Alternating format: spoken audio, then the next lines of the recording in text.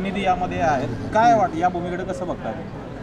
नाही, एक तर CPR मधलं अतिक्रमण निघाले पाहिजे ही अनेक दिवसाची आमची भूमिका आहे आणि त्या भूमिकेवर आम्ही ठाम आहोत. महाराष्ट्राचे कॅबिनेट मंत्री नामदार हसन मुश्रीफ यांनी जाहीर वर्तमानपत्रांच्या समोर सांगितलं की आम्ही CPR मधलं अतिक्रमण काढतो.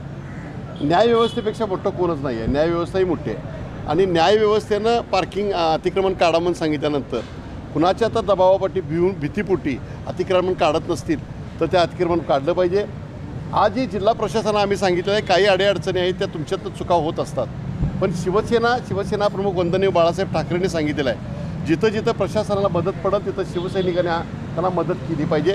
म्हणून अजूनही सांगतो ज्या पद्धतीनं अतिक्रमणसाठी जर शिवसेना अतिक्रमण काढण्याच्या बाजूनं राहील, सिव्हिल सर्जनला मदत करेल, डीनला मदत करेल, तसेच भ्रूण हत्याच्या बाबतीमध्ये सुद्धा जर काय कुठल्या प्रकारचा जर सिव्हिल सर्जन या महिला आहेत त्यांच्यावर जर कोण दबाव टाकत असेल, कोण राजकीय दबाव टाकत असेल तर शिवसेनेची महिला आघाडी ही ठामपणानं त्यांच्या पाठीशी राहील आणि यापुढं स्त्री भ्रूण हत्या रोखण्याचा हा एक कलमी आणि महत्त्वाचा कार्यक्रम शिवसेना घेईल. थँक्यू. बाळ, फ्रीजमधून श्रीखंड काढ ना. आम्ही पूर्वी घरीच बनवायचो श्रीखंड, त्याची चवच वेगळी होती. आता काय सगळं रेडीमेड. आजी, हे श्रीखंड खाऊन बघ.